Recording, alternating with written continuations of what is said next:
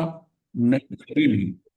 क्योंकि ऐसा स्वीकार करने पर तो सर्वदा विकार होता ही रहेगा, क्योंकि संसारी जीव के कर्मोदय तो सदा विद्यमान रहता ही है। यह है कि जीव कर्म के उदय के अनुसार विकारी नहीं होता, मतलब इसको समझना। ये उत्तर एक ढंग से दिया गया है, लेकिन उत्तर ये भी है कि एक एक द्रव्य दूसरे द्रव्य में कुछ कर ही नहीं सकता। कर्म पौद्गलिक द्रव्य है, जीव में कैसे कर सकता, उसको विकारी कैसे बनाएगी, उसमें परिवर्तन कैसे लाएगा, क्योंकि दोनों में अत्यंत अभाव है। एक तो वो उत्तर है, और एक ये है कि वो अगर जीव कर्म के कारण अगर विकारी होता है, कि मैं कर्मों के कारण विकारी हो गया, तो विकार तो फिर सदा ही रहेगा जब कर्म उदय आएगा। तो संसारी जीव को कर्म उदय तो सदा विद्यमान रहते ही है, तो कर्मों के साथ ही अगर वो विकारी हो रहा है, ऐसा नहीं है। तो क्या पुद्गल कर्म भी जीव को विकारी नहीं करता? तो क्या पुद्गल कर्म भी जीव को विकारी नहीं करता? नहीं, कदापि नहीं, क्योंकि एक द्रव्य दूसरे द्रव्य की परिणति का कर्ता नहीं है। यहां आ गई बात। अध्यात्म में स्वयं ही निज शक्ति रूप षटकारक हो, तब वस्तु पूर्ण स्वतंत्र और स्वावलंबी हो सकती है। विकार भी जो है मेरा उसी हिसाब से होगा, षटकारकों के हिसाब से होगा। और जो भी मेरा जो परिवर्तन होगा वो भी षटकारकों के हिसाब से होगा। बाहर से कुछ चाहिए नहीं होता जीव को, इतना स्वतंत्र है, सब कुछ उसमें मौजूद है। तभी वस्तु पूर्ण स्वतंत्र एवं स्वावलंबी हो सकती है। सिद्धांत रूप में भी जैन दर्शन में प्रत्येक वस्तु की स्वरूप आदि चतुष्ट, ये जो स्वरूप आदि जो चतुष्ट है, मतलब स्व द्रव्य, स्व क्षेत्र, स्व काल और स्व भाव, ये जो है कि अपेक्षा स्वतंत्र अस्तित्व की उद्घोषणा कर पर चतुष्ट का उसमें नास्तित्व बतलाया है। तात्पर्य यह है कि प्रत्येक वस्तु का जितना भी स्व है, वह स्व के अस्तित्व में है, उसके अस्तित्व के कारण है, उसमें पर के अस्तित्व का अभाव है। मतलब हम लोग, मतलब ये समझे कि हम कितने अकेले हैं, कितने स्वतंत्र हैं, फिर भी हम क्यों लोगों में फंसे हुए हैं, एक दूसरे के अंदर फंसे हुए हैं। ये मेरा नहीं कर रहा, इसने मेरा मतलब खराब कर दिया, इसने मेरी हानि कर दी, इसने मेरा अपमान कर दिया। एक दूसरे से इतने स्वतंत्र हैं कि एक दूसरे कुछ कर ही नहीं सकते। ये तो है मेरी मेरी ही दृष्टि गलत है, कि मुझे ये लगता है कि इसने मेरा काम खराब कर दिया, इसने ऐसा कर दिया, इसके कारण मेरा हो रहा है। तो कुछ नहीं करता, जो कुछ कार्य होना है वो मेरा अपने स्वतुष्ट से होना है। पर का अपना स्वतुष्ट है, वो उसमें करता है। मात्र एक दूसरे के निमित्त बन सकते हैं, उसको देखकर उसकी वो निमित्त हो सकता है, लेकिन वो उसमें कर कुछ नहीं सकता एक दूसरे के। तो इतनी स्वतंत्रता है। और बिल्कुल हम इस जीवन में इस स्वतंत्रता को अगर समझ जाएं, तो हम बड़े अकेले रह सकते हैं, मुझे किसी की जरूरत है ही नहीं है। अगर ये फीलिंग आ जाए कि मुझे किसी की आवश्यकता नहीं, मैं अकेला ही रहूं, अकेला ही करूं, इससे करते करते वो जीव जो है अक्रिय भी हो जाएगा। लेकिन जब तक हम आश्रित हैं दूसरों पे, ये मेरा काम कर दे, इससे करवाना है, इसने खराब कर दिया, जब तक ये सोचते हैं, तब तक हम जो है वो क्या है, प्रतंत्रता हमारे अंदर है, हम स्वतंत्र हो ही नहीं सकते। मुक्ति सबसे बड़ी स्वतंत्रता। इन इन स्वतंत्रताओं से बढ़ते बढ़ते आगे मुक्ति की स्वतंत्रता मिलती है। यही नियम स्वतंत्र हो रहे तो वो स्वतंत्रता कैसे मिलेगी? नहीं मिलेगी। सजाति या विजाति, यानी कि सेम कैटेगरी के सजाती है और विजाति, यानी कि कोई भी वस्तु अपने से भिन्न स्वतुष्ट की स्वरूप सत्ता रखने वाली किसी अन्य वस्तु की सीमा को लांघ कर उसमें प्रवेश नहीं कर सकती। मतलब वो अपनी अपनी सीमा को लांघ कर जो उसकी सत्ता है, उसके स्वरूप की सत्ता है, वो कौन सी है? स्वचतुष्ट। उसका द्रव्य से, क्षेत्र से, काल से, भाव से, मेरी जो भी मेरी पोजीशन है, और पर की अपनी है। तो मैं अपनी सीमा लांघ कर वहां नहीं जा सकता, सीमा को लांघ कर उसमें प्रवेश नहीं कर सकती। जो है ये सत्ता जो है, उसकी सत्ता अपनी है, मेरी सत्ता अपनी है, कोई दखल नहीं है इसमें। क्योंकि दोनों के बीच अत्यंता भाव की वज्र दीवार है, जिसे भेदना संभव नहीं है। इसी तथ्य का उद्घाटन आचार्य कुंद कुंद जी समय सार की गाथा 103 में कहते हैं कि पर भाव किसी के द्वारा नहीं किया जाता। पर भाव किसी के द्वारा नहीं किया जाता है, ये वो गाथा है 103 नंबर की। तो जो वस्तु विशेष जिस द्रव्य या गुण में है, वह अन्य द्रव्य या गुण के रूप में संक्रमित नहीं होती। जो वस्तु विशेष जो है जिस द्रव्य या गुण में है, वह अन्य द्रव्य या गुण में रूप में संक्रमित नहीं, वैसी बदल नहीं सकती। ये अन्य द्रव्य या गुण रूप संक्रमित नहीं होती हुई अन्य वस्तु विशेष को कैसे परिणमा सकती है, अर्थात नहीं परिणाम सकती है। वो उसका परिणमन नहीं कर सकती, परिणमा ही नहीं सकती उसको अन्य किसी को।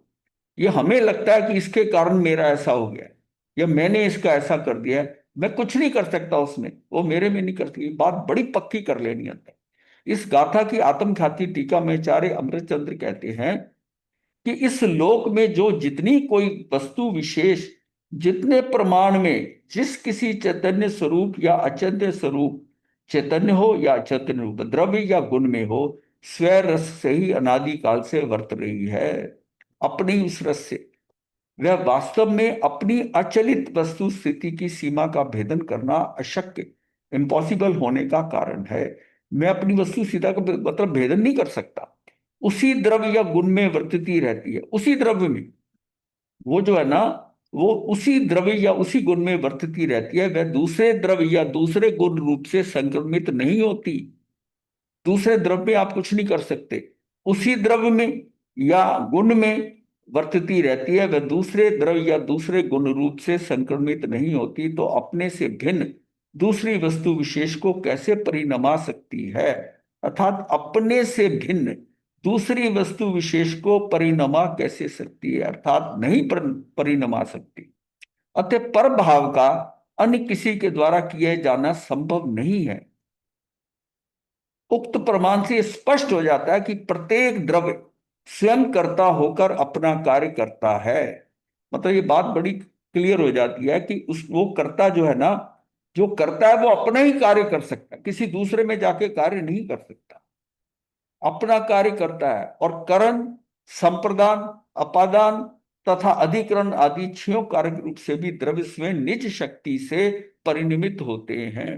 मतलब उसका परिणमन कैसा होता है कि अपने इन छह कारकों के अनुसार होता है। ना तो द्रव्य सर्वथा कूटस्थ नित्य है, ना ही सर्वथा निर्नव्य है।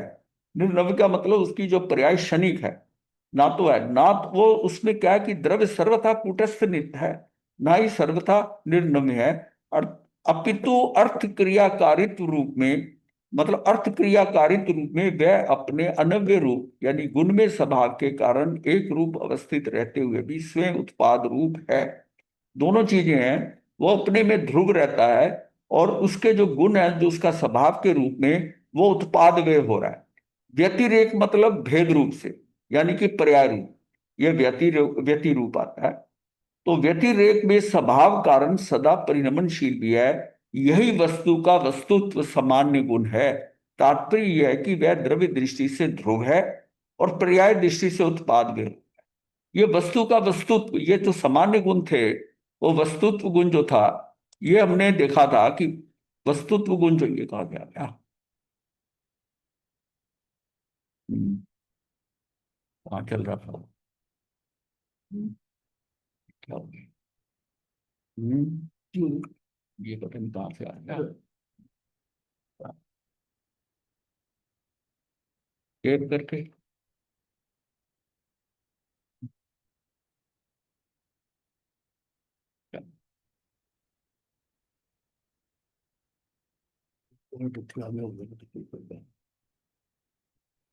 चला गया।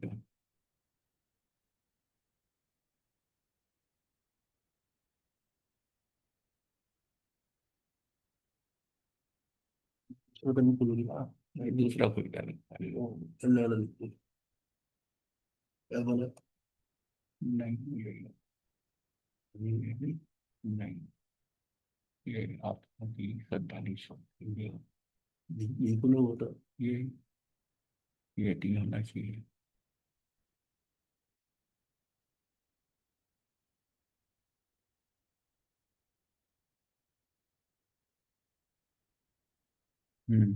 चलिए, कोई गड़बड़ होगी। हाँ,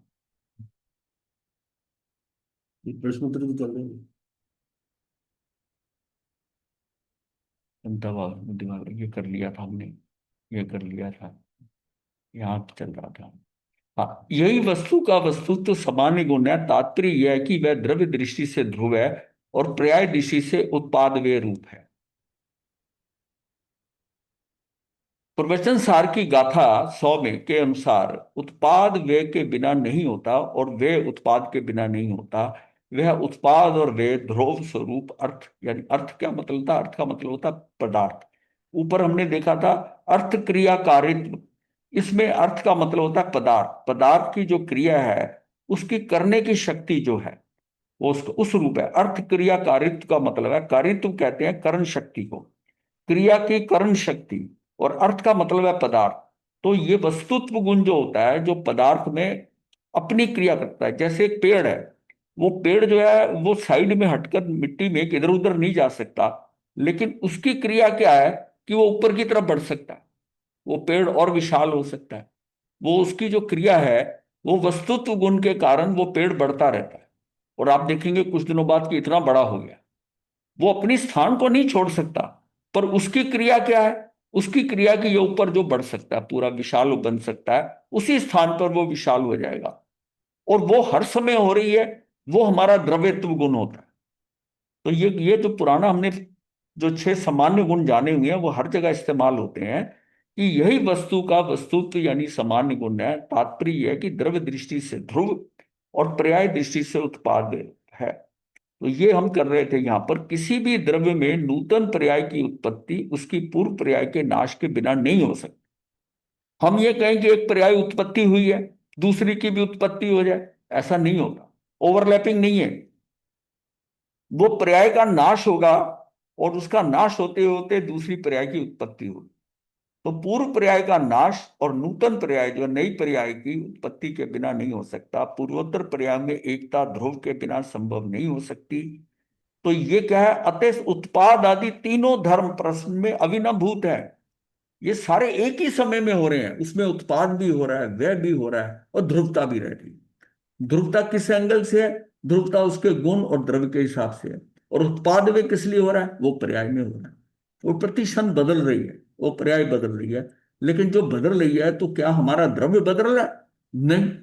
उसकी पर्याय में द्रव्य तो द्रव्य ही रह रहा है, उसमें कोई परिवर्तन नहीं हो रहा, क्योंकि जिसमें उत्पाद वेग और ध्रुवता सब वही वही की वही है। यदि यह बात है तो आगम में उत्पाद वे रूप कार्य को पर सापेक्ष क्यों कहा। मतलब आगम में उत्पाद वे रूप कार्य को पर सापेक्ष क्यों कहा है। प्रयार्थिक ने से तो उत्पाद वे रूप कार्य अपने काल में स्वयं ही षटकारकों से होता है, अन्य कोई उसका कर्ता कर्म आदि नहीं है। फिर भी आगम में उत्पाद वे रूप कार्य का जो पर सापेक्ष कथन आता है, वो हमारा जो कई बार आगमों में लिखा हुआ है ना, वो व्यवहार दृष्टि है, कथन है। वह केवल व्यवहार ने यानी नैगम ने की अपेक्षा से किया गया। यह व्यवहार से कहते हैं कि ये ऐसा हो गया, इसके कारण ऐसा हो गया, पर होता कुछ भी ऐसा नहीं है।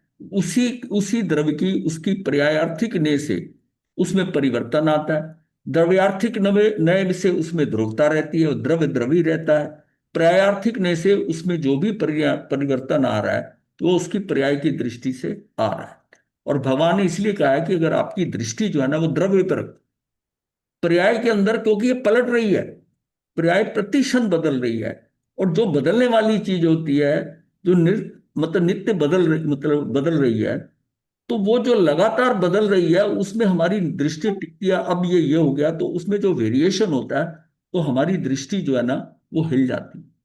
आपने देखा होगा कि जिस समय कई बार सारी चीजें कमरे में स्टिल पड़ी, कुछ नहीं हिलना, लेकिन उसमें कोई व्यक्ति एक एंटर करता है, हिलता है, तो हमें पूरा आभास हो जाता है कि कुछ हुआ है। कुछ चीज हिलती है तो हमें दृष्टि जाती है कि ये कहाँ की।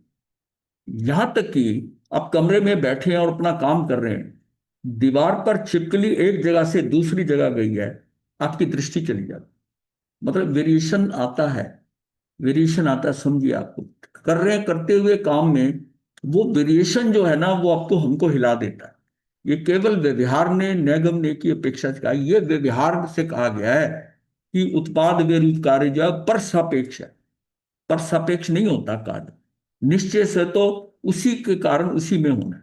आत्मा की कौन कौन सी शक्तियां वस्तु के स्वतंत्र षटकारकों की सिद्धि में साधक है। वैसे तो सभी शक्तियां वस्तु की स्वतंत्रता की ही साधक है, परंतु कतिपय प्रमुख शक्तियां इस प्रकार हैं। कैसी है, आत्मा की भाव शक्ति। कर्ता कर्म करण आदि षटकारकों के अनुसार होने वाली क्रिया से रहित, भवन मात्रमयी, होने मात्र यानी जो सिर्फ होती है होने मात्र में भाव शक्ति है। अर्थात 39वीं जो भाव शक्ति में विकारी छह कारकों का अभाव बतलाते हैं।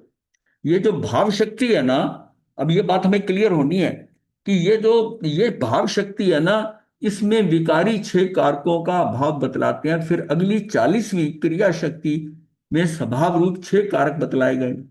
एक को भाव शक्ति बता दिया गया, 39वीं शक्ति जो है, और 40वीं जो है वो क्रिया शक्ति है। उसमें स्वभाव रूप क्रिया जो होगी वो छह कारकों के साथ होगी। इसके बाद कर्ता कर्म करण संप्रदान अपादान और अधिकरण संबंधी इन सातों शक्तियों का आत्मा में स्वभाव रूप है। अभी हम छह शक्तियां करेंगे, बाद में ये भाव शक्ति और क्रिया शक्ति को डिटेल में देखेंगे कि ये जो भाव शक्ति है ये जो है वो उससे निरपेक्ष, मतलब वो कारकों के अनुसार नहीं है।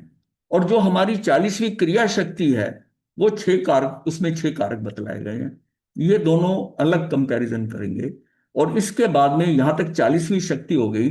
41वीं से 46वीं तक जो है ना, वो हमारी जो है ना, वो इस ढंग से कर्ता कर्म जो है, और इसमें भी कर्म पहले आता है या कर्ता बाद में आता है, ये सारा अभी देखते हैं। इनमें कारण कारक छह ही है, संबंध कारक परमार्थ से कारक ही नहीं है। 47वीं जो शक्ति है ना वो संबंध कारक है, क्योंकि वह क्रिया के प्रति प्रायोजक नहीं होते, उसका क्रिया के साथ कोई संबंध नहीं।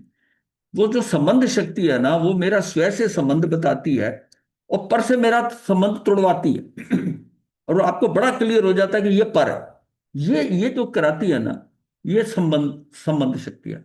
इसको इसको संबोधन में भी यूज करा जाता है। जैसे किसी को नाम से संबोधन करते हैं ना, तो ये संबोधन के लिए भी प्रयोग होती है। इसको ये कहने का पर्पज यहाँ पर ये अभिप्राय ये है कि ये कारक नहीं है, संबंध जो है ना ये कारक नहीं है, क्योंकि वह क्रिया के प्रति प्रायोजक नहीं होते। जैसे देवदत्त जिनदत्त के मकान को देखता है, क्या देवदत्त जो है जिनदत्त के मकान को देखता है, इस उदाहरण में देखने रूप क्रिया का प्रयोजन मात्र मकान से, ना कि जिनदत्त से। अब दोनों चीजों में कि वो मकान को देखता है तो दृष्टि कहाँ जानी चाहिए, मकान पे, कि वो मकान मकान से है। मकान किसी का भी हो, इससे देखने रूप क्रिया का प्रयोजन पर क्या फर्क पड़ता है। अगर वो घर जो है, मतलब है कि जिद्दत का नहीं है, तब भी क्या फर्क पड़ता है। बात तो यह है कि वो उस मकान को देख रहा है, उसका फर्क पड़ता है। तो संबोधन भी दूसरों को ही किया जाता है।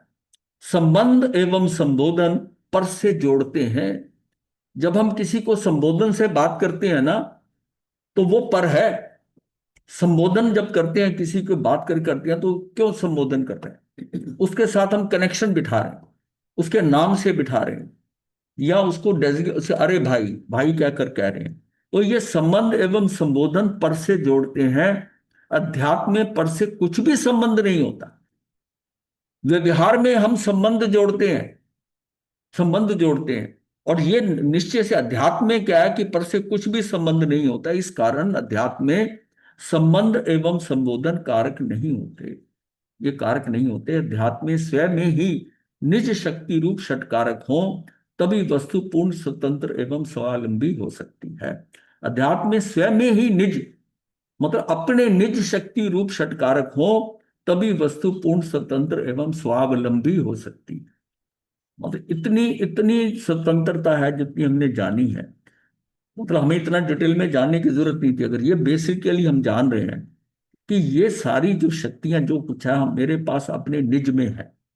47 की 47 शक्तियां मेरी अपनी, इसका संबंध मेरे ज्ञान से। दूसरा जीव कोई आ रहा है, उसकी 47 शक्तियां उसके साथ हैं, उसके ज्ञान में। वो किस तरह सोचता है, किस तरह करता है, उसकी शक्तियां कैसे करती है, उससे मुझे कोई लेना दे। उसकी शक्तियां उसके साथ है, मेरी शक्तियां मेरे साथ हैं। मतलब मैं इतना स्वतंत्र हूं कि मुझे बाहर कहीं झांकने की जरूरत नहीं।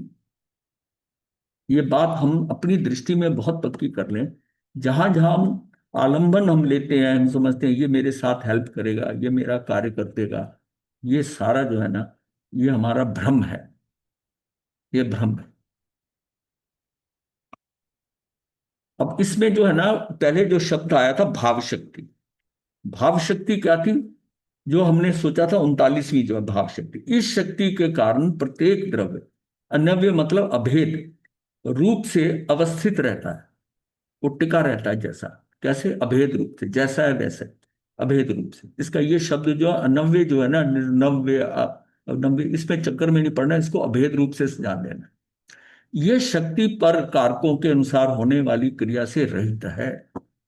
ये शक्ति पर कारकों के अनुसार होने वाली क्रिया से रहित है। भवन मात्र यानी कि होने, भवन को यहां ना जैसे कहते हैं ना भवन निर्माण, तो यहां भवन शब्द को ऐसे यूज किया गया है, भवन मात्र यानी कि होने मात्र से। इस 39वीं भाव शक्ति में विकारी छह कारकों का अभाव बतलाया है। कर्ता कर्म करण आदि कारकों के अनुसार होने वाली क्रिया से रहित शुद्ध भाव रूप आत्मा की भाव शक्ति है। यानी इन कारकों के अनुसार होने वाली क्रिया से रहित, इन कारकों से रहित है, ये मेरा शुद्ध भाव रूप आत्मा की भाव शक्ति है। हे आत्मन, तेरा सुख तुझ में है, और तू ही स्वयं छह कारक रूप है। छह कारक रूप होकर तू स्वयं ही छह कारक रूप होकर सुख रूप परिणमित होने के स्वभाव वाला है। पर को कारक बनाकर उससे सुखी होना चाहेगा तो कभी सुख प्राप्त नहीं होगा। मतलब दूसरे को कारक बनाकर कि इसके ये मुझे सुख देगा, ये मेरे लिए सुखकारी हो जाएगा, ये दूसरी वस्तु मुझे सुख देगी, कोई सुख नहीं देगी। कोई वस्तु भी सुख और नहीं देगी।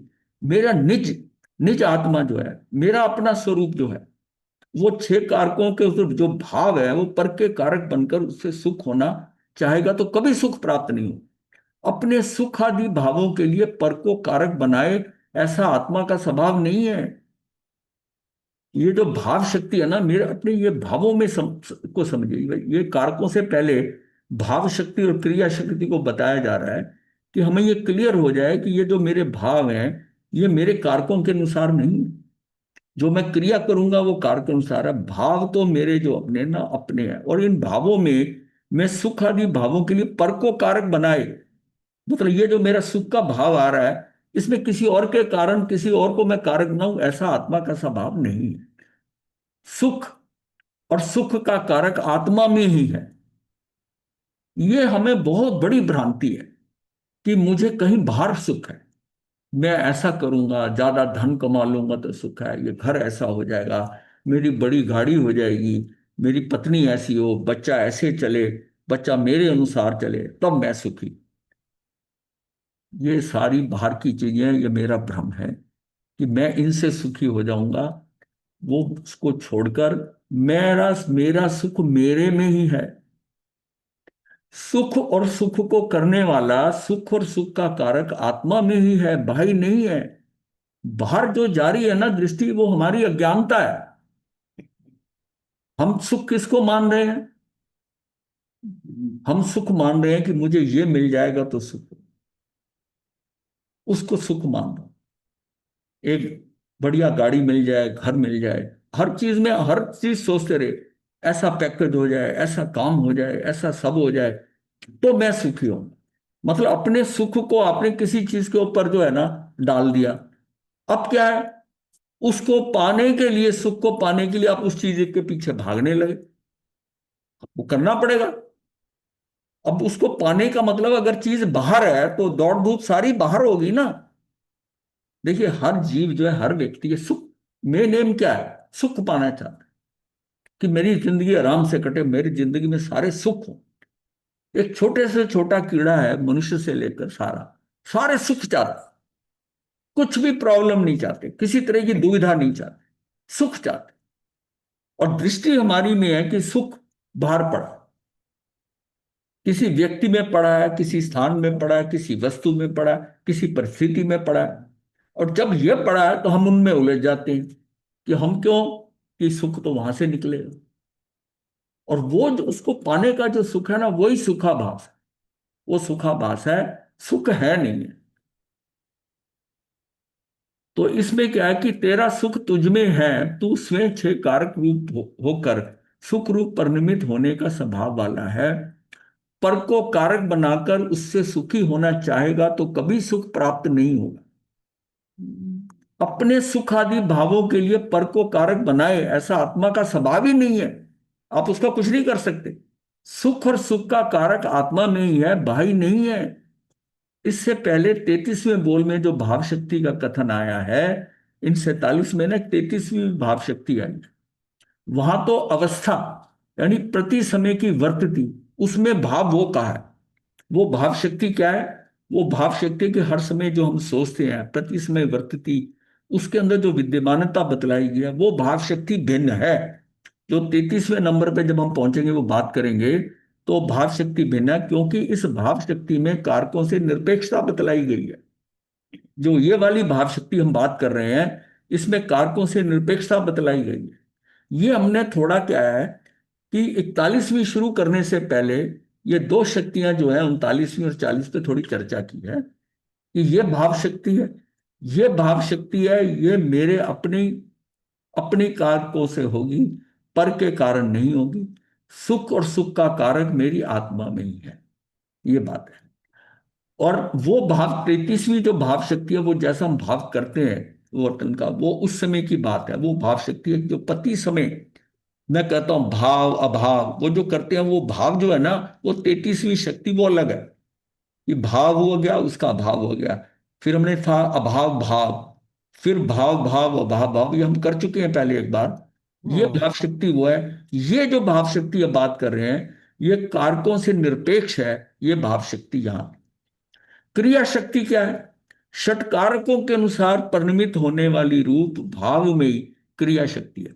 ये क्रिया की जो इससे होगी ना, ये भी भाव में ही क्रिया शक्ति है। इस शक्ति से प्रत्येक द्रव्य में अपने स्वभाव रूप 6 कारकों के अनुसार उत्पाद व परिणमित होने रूप अर्थ भाव में क्रिया शक्ति क्रिया करता है। इससे पहले 39वीं भाव शक्ति में कारकों के अनुसार जो विकृत अवस्था रूप क्रिया होती है, उससे रहित परिणमन की बात थी, वो अलग थी। भाव शक्ति कारकों के अनुसार जो है 39वीं। ये भाव शक्ति जो है ना, ये जो है ये क्रिया के हिसाब से, ये भाव मैं करता हूं भाव में ही क्रिया शक्ति, मेरे भावों में क्रिया करने की शक्ति आती है। ये 40वीं जो क्रिया शक्ति में निर्मल अभेद कारक अनुसार अविकृत, मतलब अविकृत निर्मल क्रिया सहित परिणमन की बात है। इसमें हम निर्मल जो क्रिया है, निर्मल पर्याय, उसकी उसकी बात कर रहे हैं। 39वीं शक्ति भाव शक्ति में पर्याय के अशुद्ध अशुद्ध षट कारकों की बात थी, किंतु 40वीं क्रिया शक्ति अनुसार द्रव्य और गुण के निर्मल कारकों की बात है। ये द्रव्य और गुण तो ये निर्मल है ही है, इसमें तो कोई शुद्धि है ही नहीं है। द्रव्य और गुण के निर्मल कारकों की बात है। आत्मा स्वयं षटकारक रूप होकर निर्मल निर्मल भाव रूप से परिणमित हो, ऐसा ऐसी क्रिया शक्ति है। ये वो क्रिया शक्ति है कि आत्मा स्वयं षटकारक रूप होकर, कर्ता कर्म करण आदि होकर निर्मल निर्मल भाव रूप से परिणमित हो, ऐसी इसकी उसकी क्रिया शक्ति है। इसमें हमने इसीलिए भाव को भी जाना, भाव शक्ति को भी क्रिया शक्ति जाना, क्योंकि तेरी पर्याय में द्रव्य गुण के आश्रय बिना पर्याय के षटकारक से जो विकृत भाव रूप क्रिया होती है, देखिए वो जो द्रव्य और गुण है ना, उसका आश्रय के बिना, अगर मैं उसका वो तो उसका आश्रय करता हूं तो वो तो शुद्ध है, उसमें कोई विकृत भाव नहीं आएगा। लेकिन क्योंकि हाँ, लेकिन अगर मैं इनसे रहित होकर जो है, अर्थात तो ऐसी जो है, क्योंकि तेरी पर्याय में द्रव्य गुण का आश्रय बिना, द्रव्य गुण का आश्रय नहीं करा, पर्याय के षटकारक से जो विकृत भाव रूप क्रिया होती है, उससे रहित होना तेरा क्रिया गुण है। ये तेरी क्रिया है। शक्ति अर्थात गुण है। मलिन परिणाम सहित होने के कोई गुण तेरे में है ही नहीं। किसी चीज को विकृत या मलिन भाव जो है, अतः जहां द्रव्य के ऊपर दृष्टि डाली नहीं कि तुरंत ही मलिन परिणाम से रहित निर्मल निर्मल रतनत्रय रूप परिणमन होता है। जब तक दृष्टि मेरी आत्मा पे नहीं गई, जब तक मेरी दृष्टि अपनी वस्तु अपने द्रव्य पे नहीं गई, द्रव्य दृष्टि नहीं हुई, और मेरी दृष्टि कहीं बाहर है, तो मेरी पर्याय जो है वो मलिन हो सकती है। अतः अतः क्या है कि जहां द्रव्य के ऊपर दृष्टि डाली, जहां का यहां मतलब है कि जब, अतः जब द्रव्य के ऊपर दृष्टि डाली नहीं कि तुरंत ही मलिन परिणाम से रहित निर्मल निर्मल रतंत्र रूप परिणमन होता है। आत्मा पे दृष्टि डालकर मैं स्थिर हुआ तो सारा परिणमन निर्मल निर्मल हो जाएगा।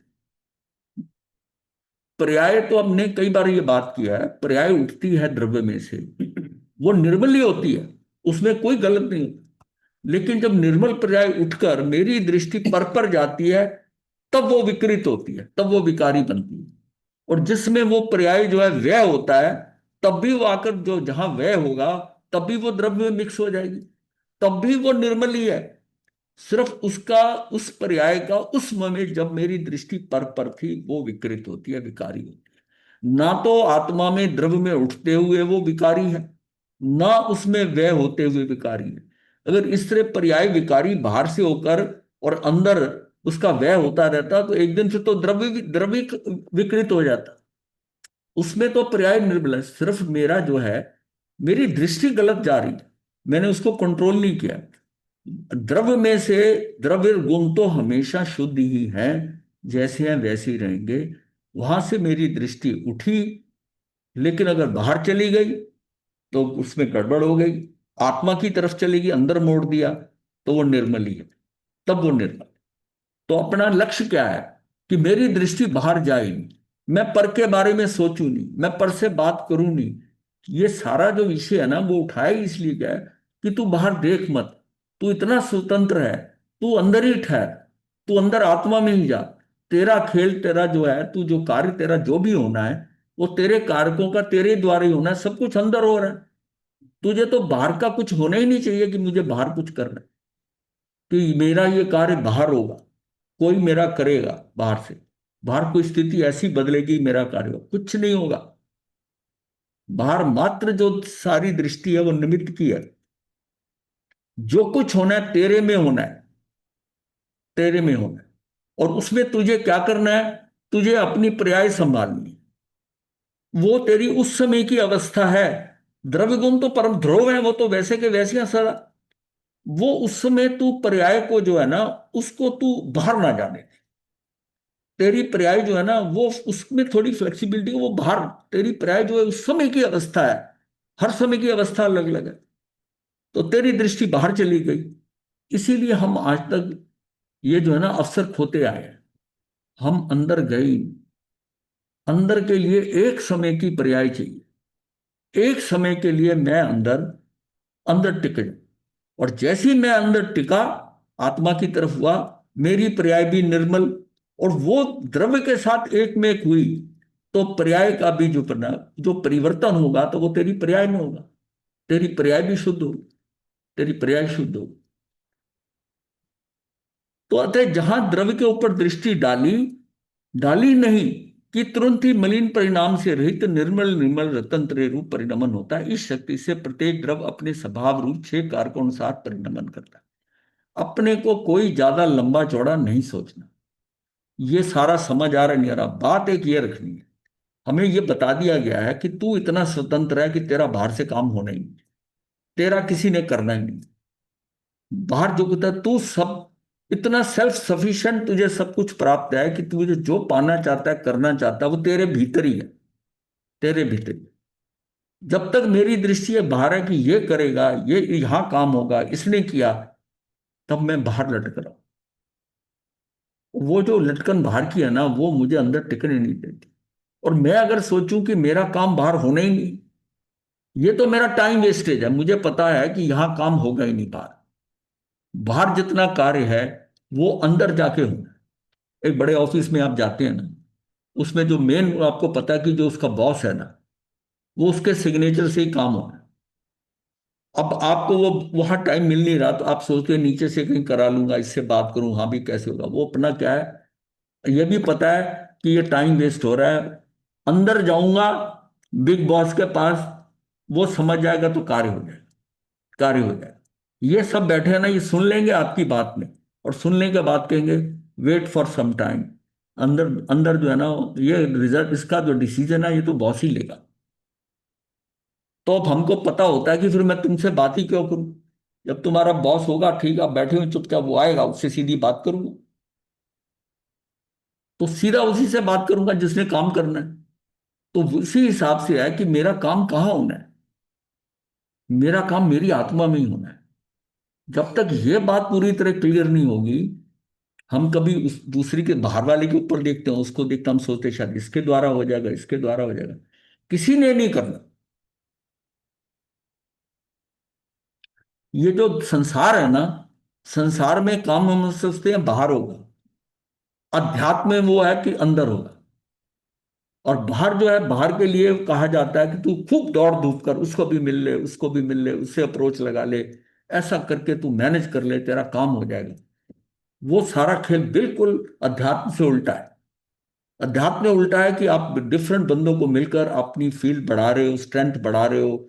ये सारा दुनियादारी का काम।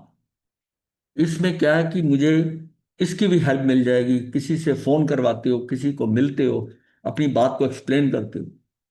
और यहाँ क्या है कि आपको अपनी आत्मा में रुकना है, अक्रिय होना है, शांत होना है। काम तो अपने आप हो जाना है, जो जो होना है वो हो जाना है। दोनों में बहुत फर्क है। ये इसका मतलब है कि हमें पूरा अपनी फंक्शनिंग बदलनी पड़ेगी। जितनी अब तक हम भाग दौड़ करते रहे हैं बाहर, हम समझते हैं जिसको हम पुरुषार्थ कहते रहे, ये अपने आप हो जाएगा, ये काम होना होगा, कैसे पुरुषार्थ।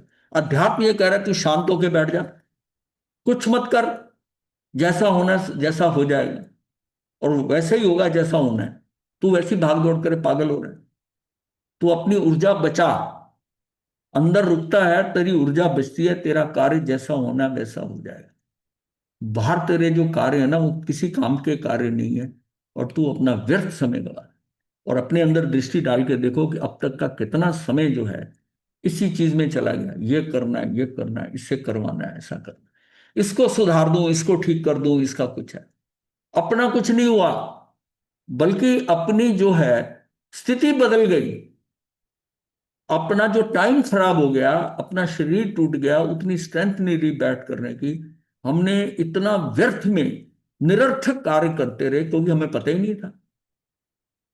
और वही चीज हम इकट्ठी करते रहे जो हमारे काम भी नहीं आनी। और अब हमें कहीं से पता चल जाता है कि धर्म ये है, अब मेरे शरीर की क्षमता नहीं है, अब मेरे शरीर में वो ताकत नहीं रही। तो ये जो है ना, इस चीज को अगर हम पक्का कर लेंगे, अभी भी कुछ नहीं बिगड़ा है। अपने को अंदर स्थिर करना पड़ेगा, बाहर से हटना पड़ेगा। हम हट नहीं पा रहे, बात ये है।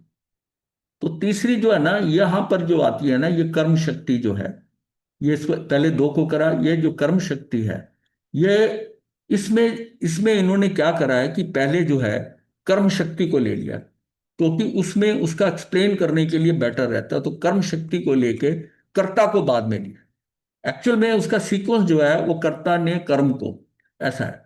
तो कर्म शक्ति जो है ना, यहाँ ये पहला षटकारक है।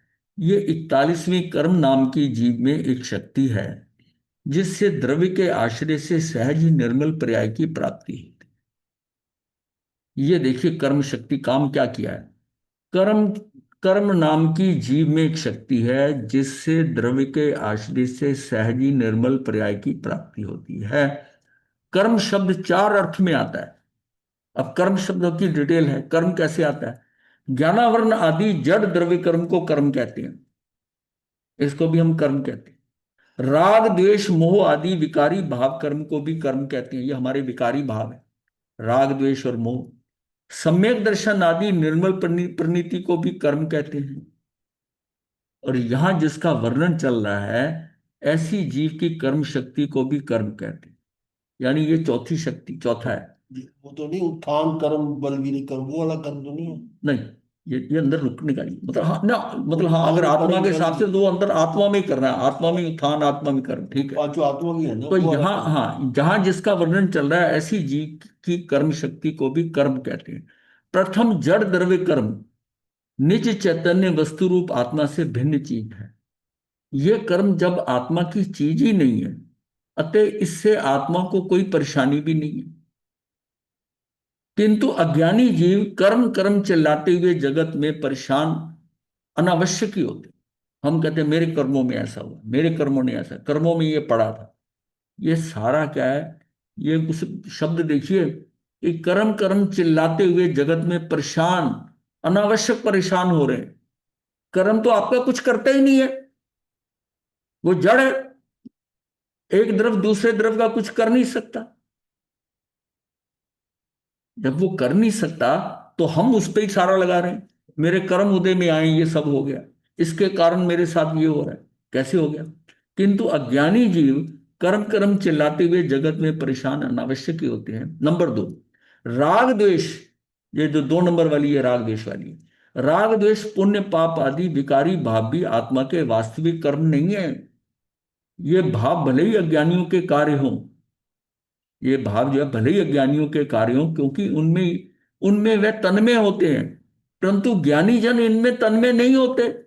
क्या कहा? दया दान व्रत तप आदि व्यवहार रतन तरह का राग भी ज्ञानी का कर्म नहीं है।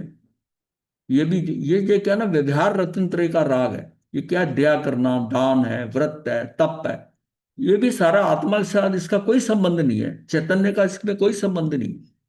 ये भी व्यवहार रतन तरह का राग भी ज्ञानी का कर्म नहीं है। हाँ, हाँ, हाँ, व्यवहार रतन तरह का राग भी ज्ञानी का कर्म नहीं है, क्योंकि ज्ञानी के ज्ञान में भाव से वह भिन्न ही है। हमारे भाव से ये भी भिन्न है, राग द्वेष पुण्य पाप आदि विकारी भाव भी, ये भी भिन्न है। ये पौद्गलिक है, ये मेरे से भिन्न है। फिर तीसरा आता है स्वे द्रव्य, अर्थात शुद्ध आत्म द्रव्य के आश्रय से सम्यक दर्शन निर्मल निर्मल पर्यायों की प्राप्ति होती है। वह पर्याय आत्मा का प्राप्त कर्म है, क्योंकि आत्मा उनमें तन्मय है। आत्मा स्वयं उन रूप होकर उन्हें प्राप्त करती है। तन्मय का मतलब उसमें एक मेक हो गई है, तन्मय हो गई। देखो, ये प्राप्त किया जाता है, सिद्ध रूप भाव आत्मा का धर्मात्मा का वास्तविक कर्म है। ये एक्चुअल में जो सिद्ध रूप भाव हो रहा है आत्मा का, ये जो है आत्मा का धर्मात्मा का वास्तविक कर्म है। और जो चौथा है ना, जिस प्रकार ज्ञान दर्शन आनंद आदि गुण हैं, उसी प्रकार आत्मा में कर्म नाम की गुण शक्ति है। इस कर्म नामक गुण से आत्मा स्वयं अपने सम्यक दर्शन आदि निर्मल पर्याय को प्राप्त करता है। ऐसी सिद्ध भाव में कर्म शक्ति है। हम अब इस शक्ति की बात कर रहे हैं, वो ये वाली शक्ति है कि ये जो मेरे गुण हैं, उसमें आत्मा में कर्म नाम का गुण है। वो कर्म नाम के गुण से स्वयं उसके अंदर क्या है कि सम्यक दर्शन आदि की निर्मल पर्याय को प्राप्त करता है। ऐसी सिद्धमयी भाव कर्म शक्ति है। अब प्राप्ति क्या करनी है? कर्ता ने जो कर्म करना था, वो कर्म मेरा क्या था? सम्यक दर्शन प्राप्त करने के लिए वो जो कार्य होगा मेरा, वो मेरा सम्यक दर्शन प्राप्त करना है, तो कर्ता ने वही काम करना। अब ये समझ आएगी आपको जब हम इसको कर्ता को करेंगे। ये बहुत शॉर्ट में, एक्चुअली बड़ी डिटेल में है, मुझे पता है कंफ्यूजन हो जाएगा। तो एक बार हम ऐसे शॉर्ट में करेंगे, फिर इसको एक बार डिटेल में। कर्ता शक्ति क्या है? ये गुरुदेव 42 की है। गुरुदेव, हाँ, माफ करना जी। एक्चुअली एक पहला पॉइंट और दूसरा पॉइंट जरा दोबारा से करवा दीजिए गुरुदेव। ये जो है ना, ये रहा। जी हाँ जी। ये एक। अब ये देखिए ना, ये जो था ज्ञानावरण आदि जड़ द्रव्य कर्म को भी कर्म कहते हैं। हाँ ये जी। यहाँ कर्म शक्ति में कर्म को मतलब एक्सप्लेन किया जाता है हर एंगल से। तो जो ज्ञानावरण आदि जड़ कर्म है, जो जब हम कहते थे कौन से ये कर्म जो है, ये कौन से थे? प्रथम जड़ द्रव्य कर्म निज चैतन्य वस्तु रूप आत्मा से भिन्न चीज है। ये कर्म मेरे से अलग है। जब हम कहते थे ना कि आत्मा, आत्मा में शरीर आदि, राग आदि और द्रव्य कर्म आदि, जो राग है ये भाव होते थे मेरे, वो कर्म होते थे। और शरीर आदि जो है, वो मैं, मेरे अपने सारे जो है धन दौलत, घर के सदस्य सारे मिलाकर मेरे अपने परिजन, वो शरीर आदि में आते थे। ये सारा पौद्गलिक मटेरियल है। उसकी 3 कैटेगरियां करते, जिसको कि दिगंबर मान्यता में नो कर्म कह देते। वो शरीर, यहां श्वेतांबर मान्यता में इसको शरीर आदि कह दिया। तो नहीं तो नो कर्म से आदमी का कुछ और अर्थ निकाल लेता है। तो उसको कहा शरीर आदि। शरीर आदि का मतलब मेरा शरीर, मेरा शरीर जिनसे उत्पन्न हुआ वो, फिर शरीर ने मेरा घर, मेरा व्यवसाय, मेरे रिश्तेदार, मेरा सारा, मेरा धन दौलत, ये सारा उस शरीर आदि में आ गया। और दूसरे नंबर पे आता है कि फिर जो मेरे हैं ये राग आदि है। मैं राग और द्वेष करता हूं। कैसे हम्म। करता हूं? मेरे अपने हैं, ये पराया है, ये इसके साथ ऐसा है, ये मेरा बेटा है, ये उसका दूसरे का बेटा। ये जो राग और द्वेष हो रहे हैं, इसके कारण मेरा क्या है? मेरे द्रव्य कर्म बदले। तो 3 कैटेगरी हैं कि शरीर आदि, शरीर आदि के साथ ये राग आदि, और फिर द्रव्य कर्म आदि। द्रव्य कर्म में कौन से? 8 कर्म बनते हैं। 8 कर्म क्यों बनते हैं? राग आदि के करते। राग क्यों हो रहा है? शरीर आदि के कार्य हो रहा है। शरीर आदि का मतलब है कि जितना सारा आपका मूर्त संसार है, मूर्त संसार है, जिसको कि मैं अपने को क्या समझ रहा हूं, शरीर समझ रहा हूं। ये जो रिश्ते शरीरों के हैं, शरीर आदि का मतलब इसलिए कहा कि शरीरों के रिश्ते हैं। मेरा शरीर, जिनके द्वारा बनाया गया माता पिता, उनके शरीरों के साथ, भाई बहन रिश्तेदार पत्नी पुत्र, ये सारे सब शरीर आदि। ये सारा धन दौलत ये भी हुआ, ये जो आपने बनाई है, ये धन दौलत भी आपकी क्या, ये भी पौद्गलिक। ये सारे जो हैं ये शरीर आदि हैं। और उन्होंने दिगंबर मान्यता में 9 कर्म इसलिए करा कि इससे कर्मों का बंध जो है ना, जिसको हम कर्म कह रहे हैं, वो राग द्वेष और कर्म बंधना वो अलग करके इसको शरीर आदि कह दिया हमने। उन्होंने कह दिया 9 कर्म, कि ये इसका कर्मों से खेल नहीं है। ये पांच, ये शरीर आदि जो है ना, ये सारे क्या है, ये सारे जो 8 वर्गनाओं में से 5 वर्गनाएं जो है ना, 5 वर्गनाएं हैं, ये मेरी शरीर आदि, ये सारे जो हैं, उसमें जो शरीर तीन से बनते हैं वो शरीर को ले लिया। और तेजस शरीर और कार्बन शरीर को लगा, वो अलग साथ में है, वो भी शरीर के साथ ही। पर मेरा सारा खेल इस शरीर आदि से हो रहा है, इस शरीर से। और ये शरीर क्या, ये जड़ रूप है शरीर में। तो मेरी आत्मा के साथ ये जो एक्स्ट्रा मटेरियल जितना भी है, वो शरीर आदि, भाव आदि और द्रव्य कर्म आदि, मेरा मेन साधना है कि इनको हटाना है। अब ये हटेंगे कैसे? ये हटेंगे, पहले मेरे अंदर राग द्वेष जाएगा, राग द्वेष माइनस होगा। राग द्वेष खत्म होगा तो फिर ये कर्म, द्रव्य कर्म, 8 कर्म है, ये हटेंगे। और ये 8 कर्म हटेंगे तो ये शरीर हट जाएगा। सारी साधना में मुझे आत्मा को इस जो बाहर का मटेरियल है, जो मेरे साथ 3 कैटेगरी का मटेरियल लगा, इसको हटाना है। तो ये राग द्वेष मोह आदि विकारी भाव कर्म को करना है, ये भी मटेरियल हटाना है। ये मेरा डे वन से मेरे साथ है। ये दोनों जो शरीर, तेजस और कार्बन शरीर ये है, और एक मेरा शरीर होगा, वो औदारिक शरीर है। देव बनता हूं तो वैक्री हो जाता है, नरक में जाता हूं तो वैक्री, वो शरीर सिर्फ चेंज हो रहा है, बाकी सब शरीर हैं। और मनुष्य के साथ में एक आहारक शरीर भी जुड़ जाता है। तो ये खेल कैसा हुआ, शरीरों का खेल। और अभी तक हम इसी में उलझे हुए थे, शरीरों में उलझे हुए थे, हमको आत्मा का तो पता ही नहीं था। शरीरों में उलझा करके हमारी जो संस्कार हैं, जो मान्यताएं, अभिप्राय हैं, सारे शरीरों के साथ, कि ये मेरे अपने हैं, इनका मैंने करना है, ये मेरे पराये हैं, ये सारा। और एक्चुअल, देवंदन गुरुदेव, हाँ, देवंदन, हाँ जी। आपने अभी यहाँ जो आहारक शरीर बोला, वो किस संदर्भ में बोला? कौन सा आहारक शरीर? आहारक एक शरीर होता है ना, 5 शरीरों में। जबकि साधु बनकर उसको लब्धि से वो मिलता है, 14 फुट का ज्ञान हो जाता है, संत होता है, तो वो आहारक शरीर जो बनाकर तीर्थंकरों के पास भेजते हैं। आ गया याद? ये वो तो याद स्वामी आ जी। गया, मेरे को लगा कि शायद कोई और, जैसे कोई नहीं नहीं, वही वही आहारक है, होता वही है वही कोई। वही आहारक शरीर है। आहारक शरीर ये बहुत लिमिटेड लोक में है, लेकिन ये आहारक शरीर क्योंकि है, ये शरीर उन 8 वर्गनाओं में तो बताना है। जी। बेसिकली तो हमारे पास दो ही है, कि जो है बेकरी शरीर और औदारिक ये शरीर। तीन है। नहीं, बेसिकली तो ये दो ही हैं। हाँ, ये दो लेके चलेंगे, जो शरीर को, जिसमें शरीर बना हुआ है। अब साथ में कर्म लगे हुए हैं, वो कार्बन शरीर हो गया। वो कौन से है, तेजस और कार्बन शरीर हो गया। ये हो गया टोटल जो है, हमारे 5 शरीर हैं। जो 8 वर्गनाएं हैं उसमें 3 वर्गनाएं अलग रह गई। उन 3 वर्गनाओं में क्या है हमारे पास? उन 3 वर्गनाओं में मेरे पास क्या है, कि एक तो है श्वासोश्वास, हाँ, भाषा, श्वासोश्वास और मन। भाषा, श्वासोश्वास और मन, तो 8 है। इसका ऑर्डर भी इसी तरह ही है। ऑर्डर भी इसी तरह है। औदारिक सबसे स्थूल है, सबसे स्थूल है। फिर वेक्री है, फिर आहारक है, फिर तेजस है, फिर क्या आता है, फिर भाषा, फिर श्वासोश्वास, फिर मन, और फिर कार्बन शरीर। ये कार्बन शरीर सबसे सूक्ष्म है। और सबसे सूक्ष्म क्या है, औदारिक शरीर। ये सारा डिक्लाइनिंग ऑर्डर में सूक्ष्म सूक्ष्म होता रहता है। लेकिन हमको जो क्या है, कि हमको तो वेक्री भी नहीं दिखाई दे चाहे तो वो, लेकिन वेक्री शरीर जो है, तेज, औदारिक शरीर हमको पूरा स्थूल नजर आता है। जो हमारा शरीर है ये औदारिक शरीर है। अब अभी कोई कंफ्यूजन है या ठीक हो गया? महाराज जी, एक बार ये दोबारा रिपीट कर दो, क्योंकि आहारक शरीर भी तो सूक्ष्म हुआ, आप कह रहे हो कार्बन शरीर सबसे सूक्ष्म है। हाँ, नहीं, आहारक शरीर का तेजस से ऊपर है। तेजस उससे भी सूक्ष्म है आहारक शरीर से। तो कंपैरिजन में तेजस है। तो शक्ति हुई ना महाराज जी, जो हम नहीं, इसको जो हम एक शरीर कहते हैं। ये दो शरीर लास्ट में होते हैं जो जुड़े हुए हैं, दोनों इकट्ठे रहते हैं। कार्बन शीट तेजस जो होता है ना, उसका समझो कि एनर्जी सोर्स। हाँ जी। और यही हमारा जो है ना, जिसको हम शरीर हमारा गर्म रहता है, ये डिस्ट्रीब्यूटर है।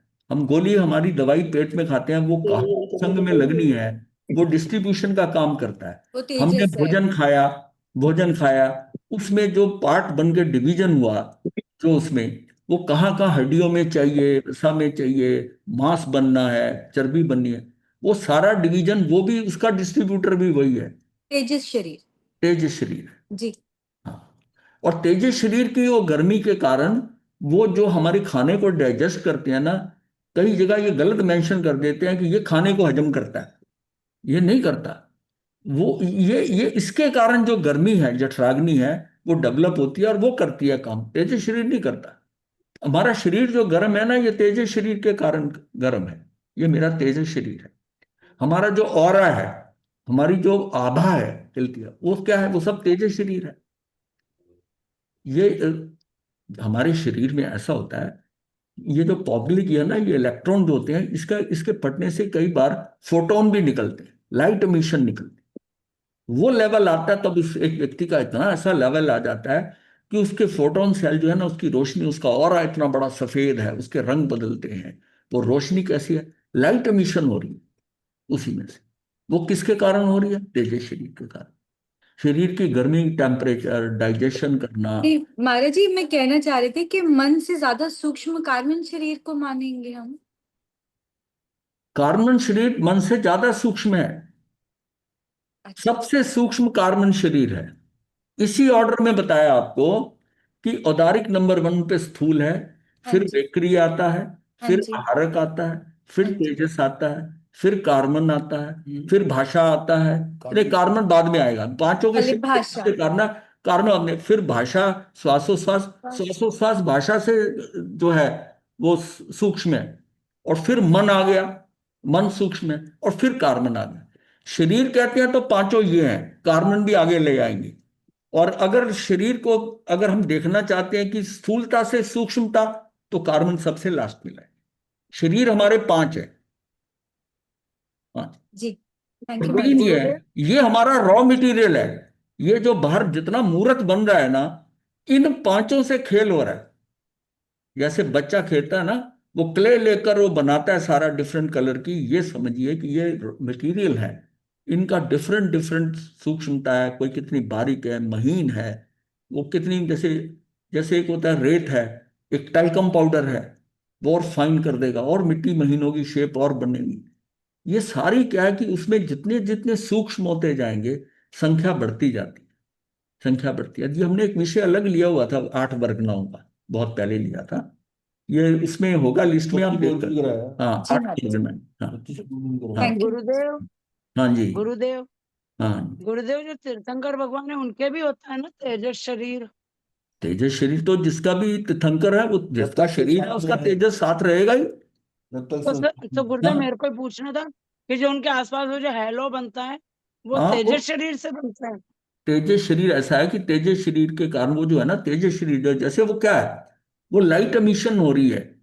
उसके फोटोन सेल है, फोटोन है, वो एमिशन हो रही है। जिस टाइम हमारी इतनी निर्मलता आ जाती है कि वो जो स्पार्क है ना अंदर से लाइट, किसी का येलो हो रहा है, किसी का बिल्कुल, जितना जितना सूक्ष्म होता है उतना वाइट है। वो लेशिया से समझ लो ना। वो जो लेशिया है, हमारा रंग है, वो कैसे है? वो- हाँ जी गुरुदेव, आपने लेशिया का तो बताया था, पर हाँ, तो मैंने सोचा ये लेशिया के तेजस जो शरीर रंग से है, बनती है कि लेशिया के रंग कैसे हाँ डिवाइड, जी। वो मैं जितना जितना निर्मल होता जाता हूं, मेरे रंग वो बदल रहे हैं। तो रंग मेरे कैसे बदल रहे हैं? लेशिया ये पौद्गलिक, ये क्या, लेशिया 2 तरह की है, भाव लेशिया, द्रव लेशिया। मैं द्रव लेशिया से जब मैं कर्म बांधता हूं, मेरी जैसी स्थिति है ना, मेरे कर्म बंधने के लिए वो जो बाहर से मैं लेता हूं, मटेरियल लेता हूं, वो उसी रंग के लेता हूं जो जैसा मैं हूं। आप ये देखो ना, जो जो इसको समझो, जो व्यक्ति सांवला है, काला है, उसके शरीर पे जख्म होता है, उसका शरीर होता है। उस वो उसका जो मटेरियल आता है उसका डेवलप होता है शरीर में। छोटा बच्चा है, बड़ा हो रहा है रंग का, माइनर डिफरेंस थोड़ा उसकी स्ट्रेच के कारण आता है। अदरवाइज उसकी जो रिपेयर होगी वो उसी तरह के पुद्गल लेता है। कभी देखा कि कोई गोरा व्यक्ति हो, बहुत गोरा, और उसके कोई कट लग जाए फेस में, और डार्क काले रंग के पुद्गल आके उसमें लग गए, वो अल्टीमेटली जब ठीक होगा तो वो स्किन के साथ मैच होगा ना।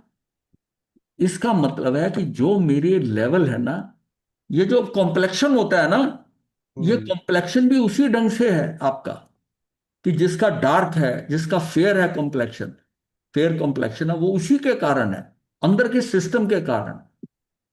दो जुड़वे बच्चा हो ना, माता के तो जुड़वे बच्चे गुरुदेव ये में हंड्रेड एक काला परसेंट हो सकता है, गोरा हो सकता है। हाँ, नहीं, जैसे पार्श्वनाथ भगवान तो इतने पवित्र थे, उनका रंग फिर डार्क। उनका रंग नीले रंग का जैसे काला था, कृष्ण का था जैसे वो रंग का था, वो उनके रंग थे। जो सांवला शरीर होता है वो लगा है।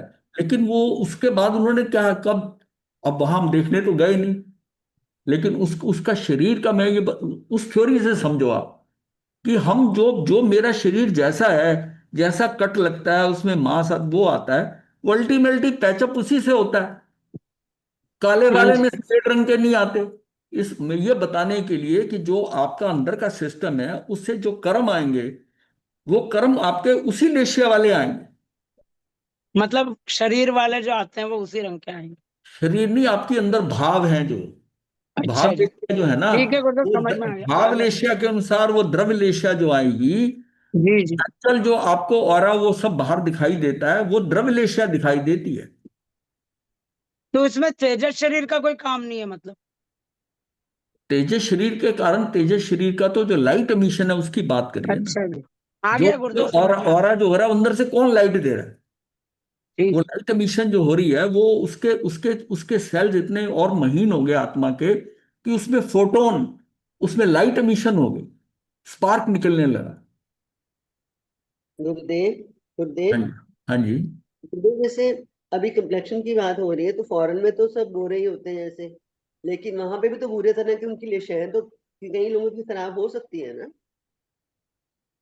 आप रंग से देख रहे हो, लेशिया, लेशिया का ये आपको एग्जाम्पल समझाई अभी आप कि बात कर रहे थे ना गुरुदेव कि जैसे आप अपने वो कह भावों रहे से, थे आप समझ लो एक बात को, आप अपने भावों के जैसे आपके भाव हैं, फिर अदरवाइज वो लेशिया जो आप कर्म बांधते हो ना, मैं बता रहा हूं वो कर्म उसी रंग के वो पार्टिकल आएंगे। क्योंकि जो पुद्गल आ रहे हैं उसमें वर्ण गंध रस स्पर्श है ना। लेशिया में हमने जाना था कि हरेक का वर्ण अलग है, कौन सी शेड का है, इतनी वेराइटी है। गंध भी होती है, एक व्यक्ति के शरीर से गंध आ रही है, वैसी आ रही, दूसरे के गंध नहीं आ रही। तो ये लेशिया के अंदर जो वो चारों के चारों सिस्टम जो आ रहे हैं, क्योंकि वो पौधे ले रहा है ना, मेरे शरीर से गंध क्यों नहीं आ रही, उसके शरीर से गंध क्यों आ रही है, मेरा रंग ऐसा कैसे है? भाई नामकर्म के कारण चाहे है, लेकिन एक बार सिस्टम, बात वो समझा रहा हूं कि वो कर्म ड्रॉ कैसे होते। कर्म जो होते हैं, मेरे कर्म किसी और शेड के हो सकते हैं, और दूसरे के वही कर्म किसी और शेड हो सकते हैं। वो जो पुद्गल लेगा ना, बाहर जो है ना, कृष्ण लेशिया भी सोइयों तरह की कृष्ण लेशिया के शेड हो सकते हैं। हम्म। अब मैं जब कहता हूं कि मेरी लेशिया बदल गई, अब मेरे अंदर आत्मा, मेरे भावधारा बदली, तो लेशिया का परिवर्तन हो जाएगा। हम्म। अब मैं उसी तरह के लेने लग जाऊंगा। चलिए टाइम हो गया, इसको देखेंगे विषय, मतलब इस विषय को मैं समझ गया आपको कंफ्यूजन कहाँ हो रहा है। तो सम्यक दर्शन आदि निर्मल परिणति को कर्म कहते हैं। जहां इसका वर्णन चल रहा है, हम इसकी चौथी की बात कर रहे हैं, कि ऐसी जीव की कर्म शक्ति को भी कर्म कहते हैं, ये भी कर्म है। इतने तरह से कर्म है, ये कंफ्यूजन को अवॉइड करने के लिए, कि जड़ कर्म भी है, जो 8 तरह के कर्म होते हैं, राग द्वेष मोह आदि विकारी भाव कर्म, ये भी मेरे भावों के कर्म ये है, ये द्रव्य कर्म है, ये भाव कर्म है। ये अंदर की परिणति है आत्मा की, जिसको हम कहते हैं कर्ता ने कर्म को, वो जो है वो आत्मा जो कर रही, कर्म कर रही, कार्य, इस कर्म का मतलब कार्य है। इस कर्म का, इस भाव कर्म का मतलब है कि इसके भावों के अनुसार है। ये जड़, ये पौद्गलिक है, ये आत्मा के भाव है। ये परिणति क्या है, ये सम्यक दर्शन की, ये उसका कार्य है, आत्मा का कार्य, ये कर्म वो है। और यहां जिसका वर्णन चल रहा है ऐसी जीव की कर्म शक्ति को भी कर्म कहते हैं, जो वो कर्म करता है ना, ये जीव की कर्म शक्ति को भी कर्म कहते हैं। चार तरह से डिफाइन करके चारों को अलग अलग समझा दिया है। हाँ जी। नमो अरिहंताम, नमो सिद्धां, नमो ज्ञानम, नमो लोय संस्थाहुनम चतारितम अरिहंताम सिद्धां सामंगलम केवली बनतो धम्मो मंगलम यतारि लोगुत्मा अरिहंता लोगुत्मा सिद्धा लोगुत्मा साहुन लोगुत्मा केवली बनतो धम्मो लोगुत्मा चतारि शरणं पवज्यामि अरिहंते शरणं पवज्यामि सिद्धे शरणं पवज्यामि साधु शरणं पवज्यामि केवलीपनतं धम्मं शरणं पवज्यामि चार शरण सुपर्ण मंगल बहुत। और जो, हाँ, इसको समझ के मेरे अंदर ये षटकारकों से कार्य हो रहा है, पर इतना समझ लीजिए कि कारकों से कार्य होता है। ये इसको ये भी समझ लीजिए कि किसके लिए हो रहा है, कैसे हो रहा है, ये सिर्फ बताने के लिए है। नहीं तो आत्मा में ये छह कारकों से आपका कार्य होना है। जब सम्यक दर्शन होगा, जब वो होगा, आपकी क्रिया आपके अंदर इसी से ही होनी। इसलिए आपको और ज्यादा जानने की जरूरत नहीं है। ये 47 शक्तियों को अपनी, जैसे हमने जाना था ना कि दो शक्तियां मेन है, तो वो बाकी भाव प्राण है हमारे, चार भाव प्राण है, छह शक्तियां वो देखी। छह शक्तियां ये देख रही हैं कि कार्य कहाँ हो रहा है, कार्य कौन कर रहा है, ये समझ रहे हैं। और एक 47वीं को हमने जाना था, ये संबंध है। आप इसको इस ढंग से जानो। आपने कोई मतलब ये अगर समझेंगे ना तो बड़ा आसान लगेगा कि ये सारा कार्य तो ये मेरे मेरे कारक कर रहे हैं। तो इसका मतलब है मेरी जो व्यवस्था में मेरे कारक कैसे बढ़ रहे हैं, कि वो क्रमबद्ध पर्याय के अंदर जहां जहां वो पड़ा प्रति समय के अंदर जैसा आ रहा है, उसमें किस कारक ने कैसे करना है, दृष्टि बाहर ले जानी है, वो कारक अपने आप कर रहे हैं सारा। तो सारा ये तो सारा स्वचालित है। मुझे क्या करना है, मुझे इतना समझना है कि मैं इतना स्वतंत्र हूं, तो मैं बाहर देखते ही क्यों हूं? किसी का आमंत्रण क्यों ले रहा हूं? मतलब मेरा, मैं इतना अकेला हूं, मुझे इतना सेल्फ सफिशिएंट बनाया गया है। और मतलब सिचुएशन ये समझने की जरूरत है कि मैं बाहर, मेरा टाइम वेस्टेज है। मेरा टाइम जो मेरा आयुष का मेरे अंदर रहने से है। बाहर वाले में मेरे कर्म बंधने हैं। मैंने ऊहापोह करूंगा, भाग दौड़ करूंगा, बाहर का खेल सारा भाग दौड़ का है। मुहूर्त का खेल सारा भाग दौड़ का है। इसने मेरा कुछ नहीं करना। ये मुझे भ्रांति हो रही है कि मैं दौड़ धूप करके पैसा कमा रहा हूं, ये कर रहा हूं, मैंने ये कर दिया, मैंने ये पुरुषार्थ कर दिया। अध्यात्म में वो पुरुषार्थ नहीं है, वेस्टेज ऑफ टाइम है, व्यर्थ निरर्थक है जी। सारा कार्य अध्यात्म में कहाँ होनी है? आपने चुपचाप अंदर रुकना है कि मेरा काम मेरा ही, मेरे घर में ही सामान पड़ा है, मेरे घर में मैंने करना, मुझे कोई सुखी कर नहीं सकता। ये बाहर सारे पराए हैं। मैं अकेला आया हूं, मुझे अकेला जाना है।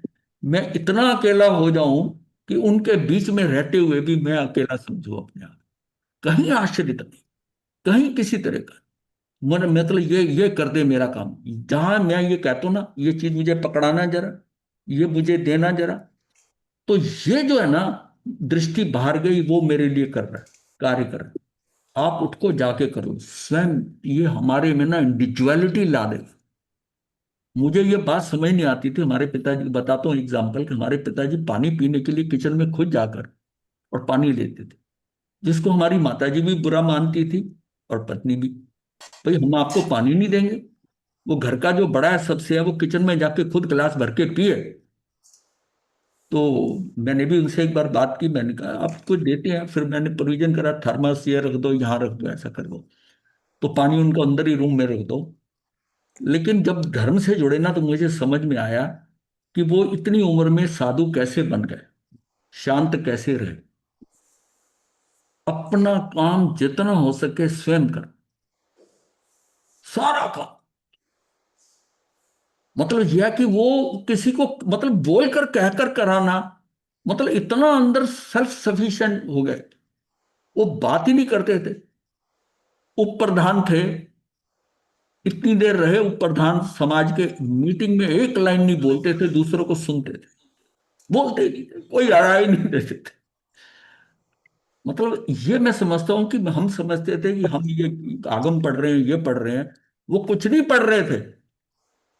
वो असली असली चीज कर रहे थे। मैं आपको यही बताना चाहता हूँ कि उन्होंने कुछ नहीं पढ़ा। बहुत ज्यादा फास्ट वगैरह में नहीं, कभी हुआ तो एमबिल कर लिया या एक संवत्सरी का उपवास कर लेते, पोषित कर लेते थे। लेकिन उनके अंदर ये था, अपने अंदर, अपने अंदर रहना है, ज्यादा किसी से बोलना नहीं, ज्यादा बात नहीं करनी। एक अलग ही थी। शुरू में नहीं समझ में आता था, धीरे धीरे हम बड़े, हमने देखा कि ये जो इंडिविजुअलिटी उनके अंदर आ गई थी, ये उनको डिसीजन लेने के लिए कि 83.5 साल में मैं दीक्षित हो जाऊं, इतना हौसला ला दिया। वो कन्वेंस पे डिपेंड नहीं करते थे, 2-3 किलोमीटर चलते थे। इसलिए वो बाद में बिहार में गोचरी जाना तो सब कर सके। वो इतने इंडिपेंडेंट रहे। और हम क्या सोचते हैं कि ये इसने इससे ये करवा दिया, मैंने उससे वो करा दिया, इसको इसको ऑर्डर दे दिया, ये कर दिया। हम बाहर हैं, हमारी दृष्टि जाती है।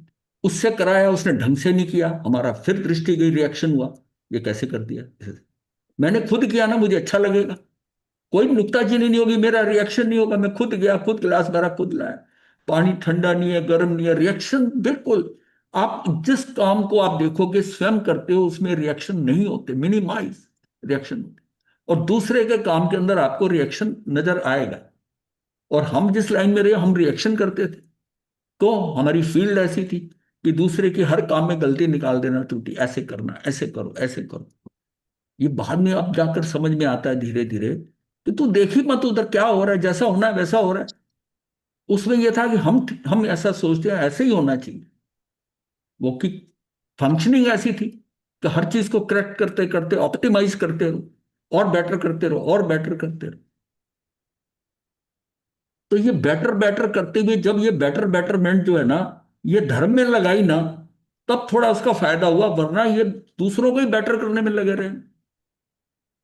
इसलिए मेन है कि अपनी दृष्टि को इतना संकुचित कर कर अपने अंदर ले आओ अपना। ये हमें करना पड़ेगा अगर हम प्राप्त करना है। ये सारा जो करना है ना, षटकारक द्वारा, इसकी भाषा शब्दों में नहीं जाओ, सार समझ लो। हम्म। समझ लो कि मुझे अपने में टिकना है, अपने में रहना है। मुझे दृष्टि आंख उठाकर दूसरे की तरफ देखना ही नहीं है। मैं देखता हूं तो मेरी एनर्जी खराब होती है, मेरी पलकें जितनी बार उठती हैं मेरी ऊर्जा नष्ट होती है। उसके लिए मुझे ऊर्जा डालनी पड़ती है। मैं जितनी बार मेरी पलक ऊपर उठती है, ये फ्री में नहीं हो रहा काम। ये इतनी ऊर्जा धीरे धीरे दिन में कितनी बार पलक उठा रहा हूं, इधर हिल रहा हूं, इधर कर रहा हूं। धीरे स्थिरता लाके देखो ना, आवश्यकताएं कम हो जाएंगी, स्थिर होते जाएंगे। स्थिर होना है, स्थिर का मतलब स्टैचू नहीं बनना, भावों से अंदर स्थिरता आ जाए। स्वावलंबी बनना जी। है। स्वावलंबी, अपने ऊपर ही निर्भर रहना है। हाँ मतलब, हाँ हम अभी तक क्या है, परालंबी है। हम हमेशा देखते हैं कि ये कर दे, इसने ऐसा कर दिया तो तू ये कर। डायरेक्शन देते हैं, करवाना चाहते हैं दूसरे से, फिर उस पर कमेंट भी करते हैं जैसा आप चाहते थे। कोई दूसरा करेगा तो अपने ढंग से करेगा, कमेंट आप करते हो, आपका ज्यादा समय और ज्यादा एनर्जी खराब हो। मैंने इसको चेक करा है। जब आदमी इंडिविजुअल बिहेवियर था, कैसे था कि मल्टी नहीं था। मल्टी इन सेंस कि अगर कोई जुलाहा है, जैसे कबीर का था, वो खुद मार्केट में जाता था, सूत लेके आता था या कपास लेके आता था, खुद ही काटता था, खुद ही चरखा चलाता था, खुद ही करता था, चादर बनाता था, खुद ही बेचने जाता था। कोई सपोर्टर नहीं, उस काम में ही आनंदित है, अपनी मर्जी से करे जा रहा है। अब धीरे धीरे जब ज्यादा प्रॉफिट की बात हुई, तो ये हुआ कि 10 आदमियों को मैं रखकर और 10 खटियां लगा दूं किसी में। अब वो 10 जो है गांव से आकर मेरे यहाँ काम करें, और सबको मैं उसका रेशो दें, और सबके में से हाफ द कट लेकर मैं 5 गुना कमा लूं। वो क्या हुआ, मेरे पास पैसा बढ़ने लगा, मेरे रिएक्शन बढ़ने लगे, मेरी टेंशन बढ़ने लगी। समझाना पड़ा, ये नौकरी छोड़ गया, ये आ रहा है, ये कर रहा है। जब वो अकेला था, जो घड़ा बनाता था, वो मिट्टी से घड़ा बनाता था, वहीं रख देता था, उसको बेच देता था, उससे उसकी रोटी चल रही। वो कितना आनंद में था, किसी से कुछ करवाना नहीं। मतलब काम इंडिविजुअली करते थे, इंडिविजुअली करते थे। जुगलियों से हम जब इस पोर्शन में आए ना, जुगलियों में तो कुछ करना नहीं होता था, फल मिलते थे वृक्षों से, कल्प वृक्षों से। तो हमने आकर फिर उसको धीरे धीरे अपनी मेहनत करके, जो है, जो लोहार है वो अपना काम करे जा रहा है, वो आ रहा है इंडिविजुअल, वो उसी ने भट्टी जलानी सुबह, उसी ने सारा काम करना, वही करना। ऐसी हलवाई देखे हमने कि खुद हलवाई कर रहा आदमी बना हुआ है, एक आध नौकर के लिए। अब धीरे धीरे हलवाई ऐसे बन गए कि उसके 50 नौकर है, बड़ी दुकान है करके। वो समझता मैंने फैला लिया बिजनेस, पर अध्यात्म में तूने फंसा लिया अपने। उन 50 लोगों से तेरा इंटरेक्शन हो गया, किसी को कम देगा ज्यादा गया, उनसे तेरा टाइम उनसे बीतेगा। वरना वो कबीर जो था भजन गाते हुए, दोहे गाते हुए उसको बुन रहा कर रहा है, वो अपने में है, कोई रिएक्शन नहीं, कोई ध्यान नहीं जा रहा, कहीं नहीं जा रहा। काशी में बहुत बाहर, शहर से बहुत दूर उसका झोपड़ी थी, किसी का आना जाना भी ज्यादा नहीं है, खुद बाजार में जाता था लाता था। कितनी इंडिविजुअलिटी थी। हमने अपनी इंडिविजुअलिटी खो दी, इंडिविजुअलिटी खो दी। पर के ऊपर इतनी दृष्टि जाती है, उसने ऐसा करा, उसने ऐसा बताया, पास में नहीं, फोन नहीं था, कुछ नहीं था। आज क्या है कि आप इतना कनेक्टेड हो, सारी दुनिया से कनेक्टेड हो। दिल्ली में बैठे ना आप ट्रम्प से कनेक्टेड हो, वो अमेरिका में क्या कर रहा है, आप एवरी टाइम, आप 1 घंटे के अंदर आपके पास इंफॉर्मेशन आ रही है। सीधा ट्रम्प के माइंड को भी रीड कर रहे हो, उसको भी रीड कर। ये इसने पागल कर दिया सबको, इसने पागल कर दिया है। ये सिर कैसे होने देगा, नहीं होने देगा। इस बात पे सोचो, अपने आप को स्थिरता लाओ। ये जितनी टेंशन है ना, उतना कोर्टिसोल पैदा हो रहा है, अंदर इतने हार्मोन्स बदल रहे हैं, मतलब इसीलिए सब कुछ प्रॉब्लम हो रही है। एनीवे, हमारा सब्जेक्ट ही कुछ और हो गया। हाँ जी। लेकिन समझो इस ढंग से, अकेले हो जाए, ये है अकेला होने का। लिख रहे हो, कर रहे हो इंडिविजुअली।